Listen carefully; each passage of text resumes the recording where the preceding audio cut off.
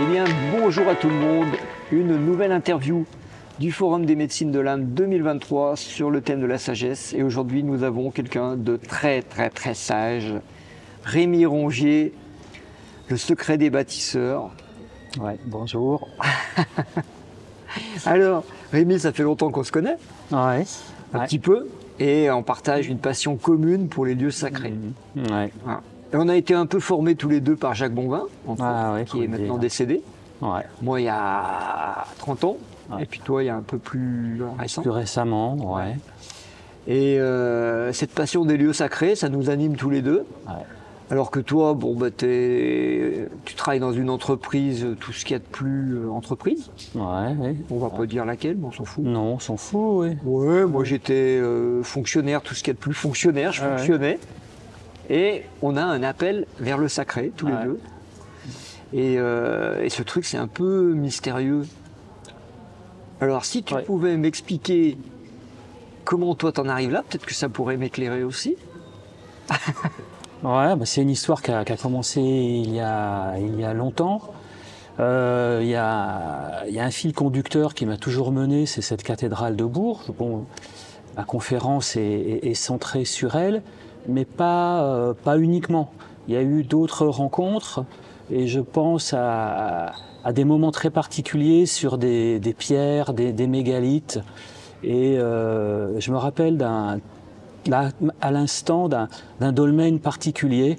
On m'avait dit, voilà, pas très loin de Bourges, il y a un dolmen. Et moi, j'avais cette image, tu sais, du dolmen, là, parfait, qui ressemble à un petit champignon.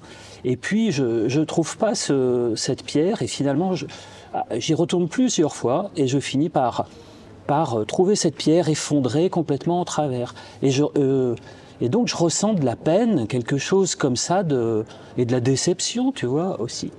Et puis donc je me mets à chercher à l'époque avec les moyens que j'avais, je sais plus si c'était baguette, quoi. Et à un moment, je vois sur une des pierres, il y en avait une des pierres, tu sais, qui avait un trou comme ça, tu vois, une pierre, et c'était pris dans le lierre et comme ça. Et là, il y a quelque chose qui s'est passé, parce que ce trou, il était là depuis très longtemps. Et j'ai senti qu'il y avait un canal, j'ai senti qu'il y avait quelque chose. Et à ce moment-là, toute ma conscience a complètement basculé parce que j'étais plus dans la déception, dans le truc de vouloir trouver un truc, et le lieu s'est mis à vibrer. Mais réellement. Alors je me suis dit, voilà, je sors de l'espace, ça s'arrête, je re-rentre dans l'espace, comme ça.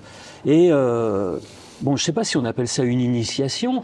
Après, j'ai compris que ce trou, c'était comme un œil et que c'était une porte qui emmenait quelque part. Donc c'est un lieu que je garde bien secret à Bourges. On va le trouver, on va tout chercher dans les sites mégalithiques autour voilà, de il faudra le trouver. Parce qu'il est même caché sous le lierre. Voilà. Et le lierre, tu sais, en symbolique, c'est le lien avec hier. Le lierre. Ah ouais, tu vois. Et donc, c'était peut-être ta première initiation, tu t'es rappelé que tu étais bâtisseur. Peut-être. Ouais. Et en fait, voilà, donc c'est effectivement dans la pierre. Pour moi, il y a quelque chose il y a une mémoire. Et cette mémoire, bon, que ce soit dans la pierre taillée, mais même dans la pierre brute, eh bien, il y a quelque chose en nous qui peut rentrer en vibration. Et moi, là-dedans, je trouve un message. Il y a quelque chose. Bien sûr, ça doit être l'âme, c'est de l'ordre de l'émotion, quoi. Et motion, ça nous met en mouvement. Ouais. Puis tu le sens dans la vibration. Ouais. Et je pense que les bâtisseurs avaient cette sensation, avaient ça. Et très certainement, ils arrivaient à le magnifier, quoi, à faire ça sur un certain lieu, peut-être où il y avait déjà quelque chose, et puis après à l'amplifier, quoi, à lui donner une dimension encore plus grande. Et tout ça, pour moi, c'est au-delà du culte. Au-delà du culte, hein. C'est quelque chose qui se passait dans un autre registre. Et aujourd'hui, eh bien, on peut accéder uniquement à ce registre, sans rentrer dans le culte que je respecte aussi, bien sûr. Oui. Le culte, c'est la croyance. Ouais. Mais les croyances, elles évoluent ou elles enferment en tout cas. Ouais. Et les lieux, ils n'étaient pas faits pour ça. Ouais. C'est ça ce que tu veux dire. Ouais. Ils n'étaient pas faits pour ça. Ils n'étaient pas faits pour ça. Et puis il y a aussi tout ce qui se passe, c'est que quand on arrive sur un lieu, donc quel qu'il soit, que ce soit une fontaine aussi, moi j'adore, mais on a l'impression, tac, c'est comment, avec quelle humilité on va l'aborder, tu vois, comment on va le toucher, tu vois, comme quelqu'un, tac. Moi, tu sais, quand je rentre en contact avec quelqu'un, j'ai vachement de distance, tu vois.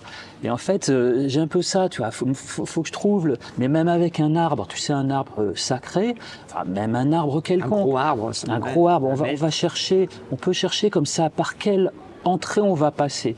Et moi, ce genre de questions, eh bien, je trouve que ça fait travailler le rapport de l'homme avec l'homme et en passant par un intermédiaire. Parce que si on sait rentrer en contact avec un arbre, avec la partie intime d'un arbre, eh bien, on pourra peut-être faire pareil avec un humain. Voilà. Et là, voilà. Tu t'engueules avec ta femme, tu vas voir un arbre, puis après tu reviens, tu dis, je vais essayer, je vais voir sûr. Voilà. Ouais. Bah, si tu prends un arbre, un frêne, il faut prendre un accélérateur. Ouais. Voilà. Et c'est marrant parce que on n'a pas vécu ça ensemble, mais moi, dans mes approches de lieux sacrés, j'ai vécu ce que tu décris, des initiations. Et des initiations particulières à des moments de ma croissance, peut-être, mais aussi des initiations dans des lieux étrangers, c'est-à-dire dans des cultures. Bon, je pense notamment à une initiation amérindienne au Québec, dans un village algonquin. Je pense aux Incas, tu vois, à Machu Picchu ou à d'autres, à l'île de Pâques, à Tahiti, à Bali. À chaque fois, le lieu nous initie. Comment t'expliques ça, qu'il y a une mémoire dans les murs? Comment t'expliques ça, toi? C'est quoi qui initie? Ou c'est la présence qui est là? C'est quoi? Moi, je pense, qui c'est qui parlait de ça là en conférence? C'est l'interaction. Moi, je crois à l'interaction et c'est pour ça qu'il faut se préparer un peu avant. On se prépare, mais on ne sait pas à quoi. C'est pas de dire, voilà, il faut que je me prépare parce que je vais rentrer là. Non, et donc en se préparant, on se connecte à un potentiel possible. Voilà comment je vois les choses. Et le lieu, pour moi, il est dans la même intelligence parce il est quelque part, il est construit un peu de la même manière. Et donc, on va se regarder et donc on va se révéler, parce que le lieu, on va se révéler chacun quelque chose. Parce qu'on voit le truc dans un sens en disant le lieu m'apporte. Mais peut-être que dans ce rapport, bing, on file une information qui va enrichir le lieu et que le lieu, il dit « Waouh, j'ai rencontré quelqu'un, mais alors... » J'ai rencontré Rémi. C'était génial. Rémi. Tu vois, mais ça, tu vois, c'est bien aussi de retourner les choses parce que du coup, ça amène une autre, quelque chose de plus intelligent. On arrête d'être pris dans un truc, voilà, comme ça. Moi, j'aime bien me faire transformer. Tu as raison, c'est une interaction. Ça me rappelle justement une interaction avec un lieu templier où moi, je suis entré en relation avec le lieu, avec Rose, avec les baguettes. Et à un moment, on ne pouvait plus ressortir. On dit, attends, mais nous on veut partir, c'est fini, on a fait ce qu'on avait à faire. Et je lui disais, non, moi j'ai besoin de quelque chose. Et je veux que ce que je vous ai donné, moi en tant que lieu, vous allez le distribuer. C'est comme si maintenant, avec Rose, on est initié par le lieu à l'énergie templière. Et les lieux templiers nous reconnaissent du coup. Et tu vois, c'est là où on voit vraiment que c'est une interaction. Le lieu, il dit, ouais, moi je veux bien te donner quelque chose, mais moi j'attends un retour.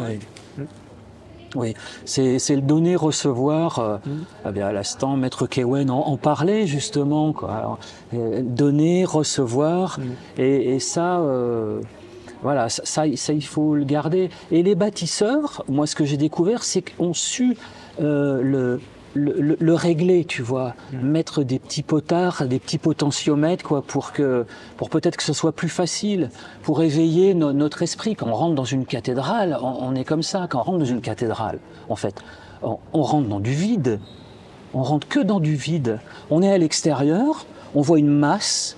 Hein, c'est un peu ok, et puis on rentre à l'intérieur, donc ça pourrait être une masse. Ben non, c'est que du vide, et puis quoi, tiens, un peu comme ici, puis de la lumière.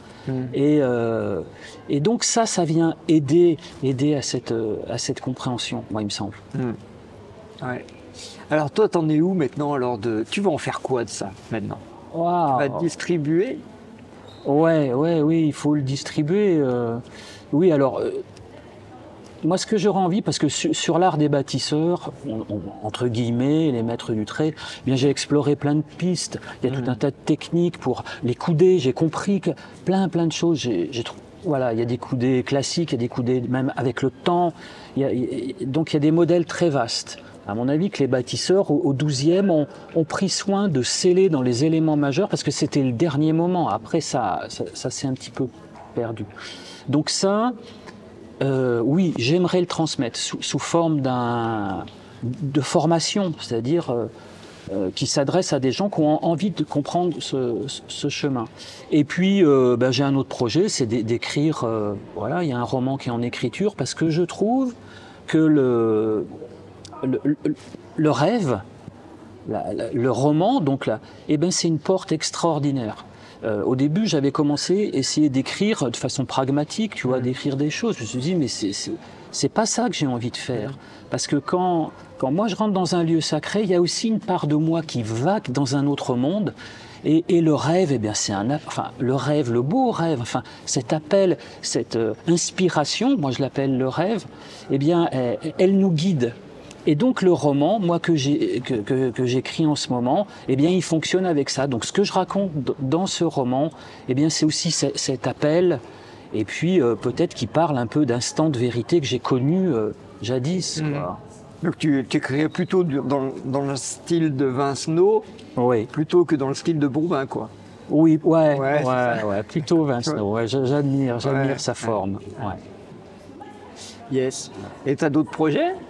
Enfin, nous aussi, on a un projet commun quand même. Oui, voilà. Parler, un petit projet commun où on est sur une vingtaine de personnes, comme nous deux, où on essaye de monter un projet, de proposer au public des approches de lieux sacrés, de différents types d'approches. Ouais. Toi, tu as une approche, moi j'en ai une autre, puis il y en a d'autres. Et de proposer ça parce que soit on considère que ce sacré-là, il est fini, puisque les cathédrales et les églises romanes, tout ça, ça a fait son temps, les mégalithes, ça a fait son temps. Maintenant, on a des centres culturels en centre-ville avec de la Wi-Fi. Mais ça fait pas forcément... Ça peut marcher pour l'âme, mais c'est pas fait pour ça. C'est fait pour être fonctionnel, en fonction de notre époque, business. Et ces lieux-là, ils étaient fonctionnels en fonction des mystiques qui les ont construits. Ouais. Et alors, soit on dit, bah non, ça existe toujours et il y a des gens qui ont besoin d'aller les voir. Et à ce moment-là, on propose ça au public. Et c'est un peu ça qu'on voudrait faire tous les deux. Ouais.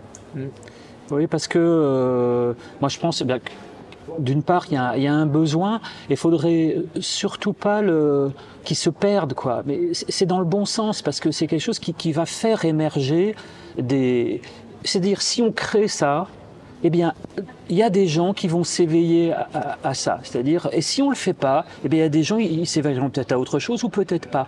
Donc, en faisant ça, on crée un point de lumière et il y a des gens qui vont converger. Et donc, on donne, en fait, en faisant ça. Et on apporte, on crée.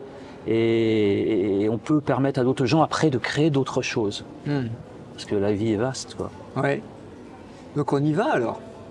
Ah ouais, je sais pas là. Allez. Donc notre projet, on espère que 2023 il va émerger, on va semer les graines au printemps, et on va voir ce que. Ouais, on travaille dessus là. On travaille dessus et puis on va voir ce qui va émerger. Peut-être qu'à l'automne, le public verra quelque chose émerger de ces travaux, de ce groupe de réflexion d'une vingtaine de personnes. Là. On se souhaite ça? Allez. Allez, c'est parti. On vous dit à bientôt et puis suivez les actualités, tenez-vous informés de ce qui va se passer en rapport avec les lieux sacrés et ce groupe qui est en train de mitonner quelque chose. On ne sait pas ce que ça va faire, on verra. Que du bon. Alors, où ça? Eh bien, tenez-vous informés sur le site médecinesymbolique.com par exemple. Peut-être la chaîne YouTube, mais pas sûr. Plutôt médecinesymbolique.com, il y a une rubrique lieux sacrés. Et on aura des informations aussi par la newsletter. Abonnez-vous à la newsletter. Et il y aura des informations qui circuleront. Et si vous les avez, c'est que vous devez les avoir. Si vous ne les avez pas, ça serait bizarre. On le dit comme ça. Il n'y a pas de raison. Allez, à bientôt à tous. C'est bien. Merci, Gilles. On a lancé notre projet en public. On lance plein de trucs, t'as vu, hein? Eh, est-ce que tu savais tout ce qu'on a en route là?